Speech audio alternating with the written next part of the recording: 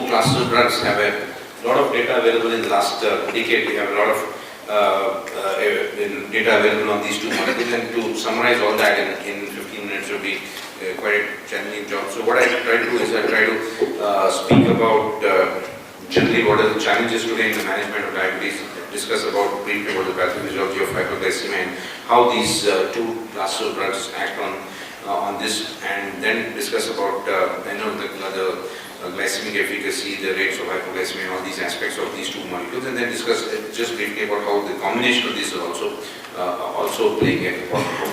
So if you look at the diabetes trends, we know that diabetes is increasing worldwide, and in our country also we are seeing that, particularly in the age group of 50 to 60, we have a significant, we have a huge number of people with that in that age group, but the prevalence is increasing right from earlier age, and what we see is that if you look at data from the INDAM study, which we see that a large number of our patients are not under control. So more than 2/3 of our patients are not reaching the goal that they need to be at. That is a HbA1c target of less than 7. If you look at it, then only less than 1/3 of our patients are at that goal. And we know that when they're not at goal, they are at very high risk of having the various problems associated with diabetes, that is the microvascular complications and the cardiovascular complications.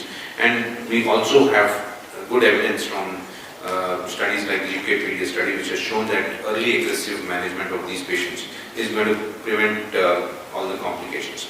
So looking at that, in that background, we see that there is a significant problem in these patients, and there's a significant residual risk in spite of all the medications that we're using, and so we need to optimize their glycemic control and use newer therapeutic options that we have today. And although the cost of these therapies are quite significant, but if you look at the cost of not treating diabetes properly, it is much higher than the incremental cost of all the intensive treatments that we may use with the newer agents. So therefore I think there is enough evidence today to say that early aggressive management of diabetes is important, and use all the options that we have. So if you look at the pathophysiology of diabetes, we have significant improvement in understanding of the pathophysiology with several several mechanisms being understood apart from the traditional insulin resistance and beta cell dysfunction, which remain the major problems causing hyperglycemia. We have the contribution of other factors like the decrease in incretin effect and alpha cell hyperactivity, and maybe the brain contribution towards hyperglycemia, and the contribution of other factors like gut microbiota, and all these have also been understood in the past few years, and we have seen that we have now different therapeutic options which are addressing all this, and we towards this is very famously described as the ominous octet, which and we are looking at how we could address these different pathophysiological abnormalities. So if you look at the traditional medication that we've been using for several years, we have and look at what they address. We see that metformin addresses these aspects which are mainly governed by the insulin resistance, and while SUs have a limited role in terms of affecting the pancreatic, improving the augmenting the pancreatic insulin secretion. But if you look at the newer class of drugs, we see that DPP-4 inhibitors have a significant effect on not only the insulin secretion, but they also have an effect on the incretin pathway, and they suppress the alpha cell hyperactivity. They also have some effects on the immune system, and also probably have some effects on the GI tract. And if you look at the SGLT2 inhibitors, they are then covering the other factor that is left over, that is the loss of the excessive reabsorption of glucose that is happening at the tubules. So what we see is that these new classes of drugs are addressing many of the mechanisms that are not covered by the earlier available drugs. So if we look at gliptins, quickly having a look, if you look at the gliptins, we have been having this era of gliptins for, almost 19 years now. The gliptins were introduced they came into research in 19 years back, and I think we had the first gliptin in 2006 or 2007. I think 2006 we started off using gliptins, so it's about 13 years since we've been using them. And if you look at their mechanism of action, as we know that they are acting mainly through enhancing the incretin pathway, that is by inhibiting the breakdown of DPP4, inhibiting the DPP4 effect, and thereby inhibiting the breakdown of GLP1, the endogenously produced GLP1, and thereby they increase the insulin secretion in a glucose dependent fashion, and also have a effect on suppressing the glucagon secretion. So through these mechanisms, they are improving the insulin secretion and also suppressing the glucagon and suppressing the hepatic glucose output. And as you can see on this familiar figure of the ominous octet, you can see that they are acting at least 6 different sites. So they are covering at least 6 of the 8 defects, and therefore they have a versatile effect in managing patients with type 2 diabetes. Now coming to the SGLT2 inhibitors, as we have seen, SGLT2 inhibitors inhibit the reabsorption of glucose, which is happening in the proximal tubule, particularly by inhibiting the type 2 of SGL, the sodium glucose transporter, and which is responsible for almost 90% of the glucose reabsorption that's happening in the proximal tubule. And because of that, you see that there is excessive glucose loss in the urine, and that contributes to some calorie loss, and that results in not only in glucose lowering, which has its benefits in terms of decreasing glucotoxicity and reducing the microvascular complication, but also they have effects on, because of the osmotic diuresis, there's a favorable effect on the blood pressure and a favorable effect on the weight. So having looked at that, let us see what is the clinical evidence available with the DPP4 inhibitors. We have different classes of different molecules available today. We have 6 different molecules available, and if you look at their they may differ slightly in terms of their pharmacokinetics and pharmacodynamics and the way they are excreted and handled in the body. But essentially what we see is that if you look at the efficacy, almost all of them have a similar efficacy. They are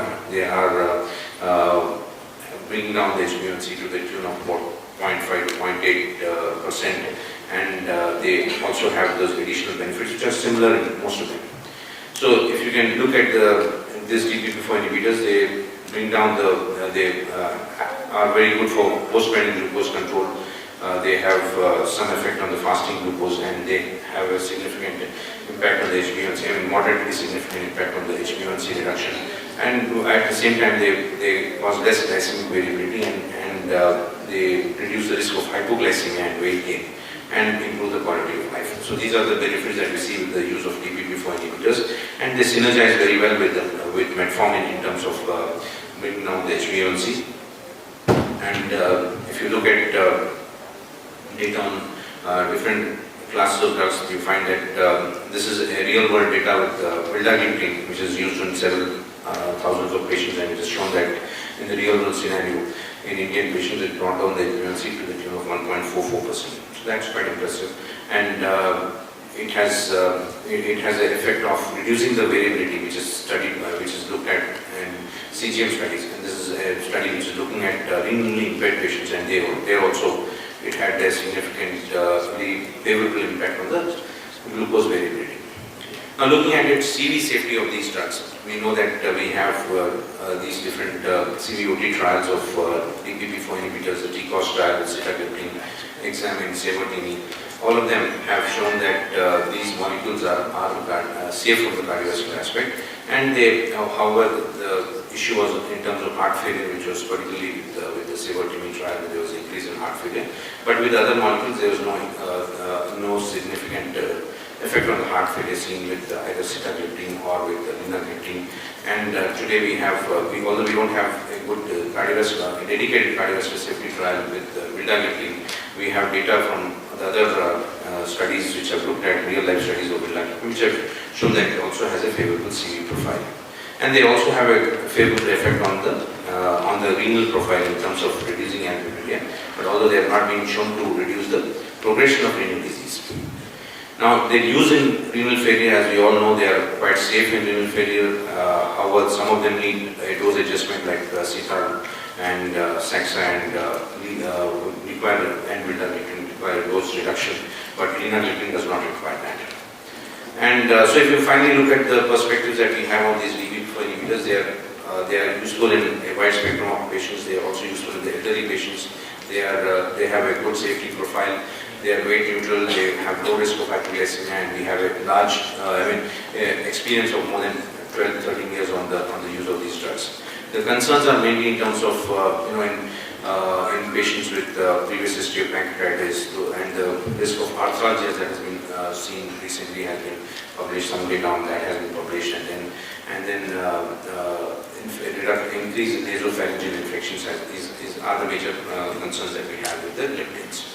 Now, coming to the SGLT2 inhibitors, we know that they have these additional benefits in terms of reducing the blood pressure and improving the weight, causing weight loss, and the metabolic switch they cause brings about some benefit in terms of the cardiovascular benefits that we've seen on the trials. I'll quickly summarize some of the data on these drugs.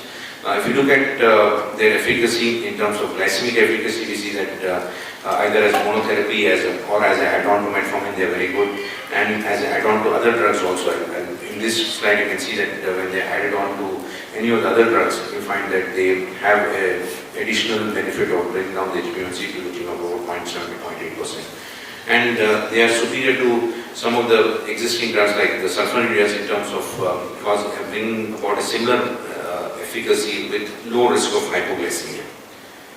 And what has been seen is that the effect has been durable. The effect on body weight is shown in this slide, where whether it's added on to any of the drugs, we find that there is an additional weight loss that is seen, about 2 to 3 kgs of weight loss seen with any of these class of drugs. And the reason is mainly because of the loss of calories with the urinary glucose excretion that is happening, and the loss is mainly from the subcutaneous and visceral fat. Then if you look at the blood pressure effect, you see that there is a modest effect on the blood pressure, particularly the systolic blood pressure, and even the small reductions that you're seeing in the blood pressure are favorable in terms of the cardiovascular risk. And the major, again, the reason for this is because of the osmotic diuretic effects, and this also leads to reduction in arterial stiffness and also some direct vascular benefits. Now, if we look at the clinical outcomes in the EMPIRE trial, the EMPIRE trial was the very first cardiovascular outcome trial, which gave a very positive result and sort of started off the era of this cardiovascular benefit, which you see with other gliptins also. So if you look at the EMPIRE trial, you see that there was a significant benefit in the 3-point MACE, and also in the reduction in the cardiovascular deaths. Reduction was significant. Death from any cause came down significantly. And we also had data on this on the renal benefits that were seen from the sub-analysis of post-hoc analysis of the EMPIRE trial.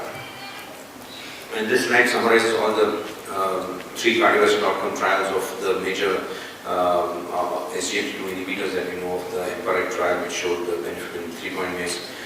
Canvas program also showed the benefit in the 3-point MACE, and Gliptins, which showed the benefit in terms of the heart failure, hospitalization for heart failure, and the cardiovascular death, the composite of these 2.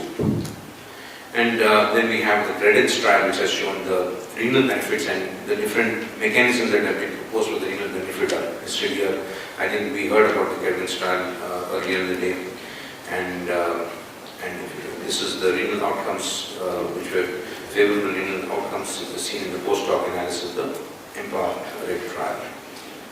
Now, coming to the adverse events associated with the SGLT2 inhibitors, we know that they increase the risk of genital infections. Particularly, this is the figure which showing that genital infections are particularly increased in female patients, and the type of infections will be stratified by the severity of infections, mainly the mild infections. So these are generally treated with the routine antibiotics that are used for treating UTI, and they do not cause any significant concern. But the major concern is in terms of the the genital fungal infections, which are increased particularly, once again, females and the moderate and severe types of infections are increased. So this is the major concern that is there, and that requires education of patients once again. And so if you look at the final perspectives that we have on the SGLT2 inhibitors, we see that they have all the benefits in terms of the cardiovascular risk factors, and the cardiovascular outcomes have been shown to be favorably influenced. And however, the concerns mainly are in terms of the risk of bacterial urinary infections, fungal genital infections, increased risk of amputation. There is some of the medications which have not been very clearly understood, and the caution that we should take whenever a person is sick and has a risk of acute kidney injury. So in these situations, we need to be careful about using these drugs, and particularly also when there is very severe hyperglycemia. So I think that's about these two classes of drugs. Let me just spend half a minute on a combination of these two drugs, because these two drugs work through different mechanisms which are synergistic, and they have the SGLT2 inhibitors through their action positively increase in the glucagon levels, and DPP4 inhibitors, as we said, have a favorable effect on of reducing the glucagon levels, and therefore they sort of synergize with each other, and they could produce a reduction in hyperglycemia with pleiotropic benefits.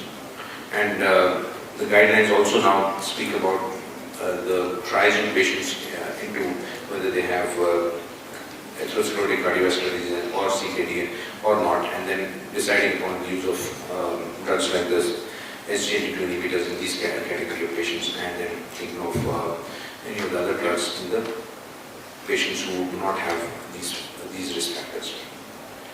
So just a word about the fixed dose combination also are available of these two classes of drugs. The first one available is the combination of EMPA and LIMA, which has shown a greater glycemic benefit as compared to each of them separately, and a reduction in HbA1c across the spectrum of HbA1c, the starting HbA1c, whether it's less than 8.5 more than 8.5, you find that the benefit is seen across the board, and there's early achievement of glycemic goals, and there's a higher percentage of higher probability of reaching the glycemic goal with this combination as compared to using them separately. And one other factor that has been seen, apart from all the benefits that you see in terms of the weight and the blood pressure, there's a numerically lower incidence of genital infection when these two are used together. So the mechanism of that is not clearly understood, but this is what has been seen in the studies. So finally, I would conclude with the message that early aggressive management of diabetes is very important. The DPP4 inhibitors and the SGLT2 inhibitors have added new therapeutic options by which we can achieve better control in our patients, and they have considerable safety from hypoglycemia and weight gain, and the DPP4 inhibitors are best used early in the course of diabetes, and they're safe with various comorbidities, while the SGLT2 inhibitors can be used across the wide spectrum of the disease, and a combination of these two classes of drugs also have a synergistic effect. So with that, I'll conclude, and I'll be happy to take any questions.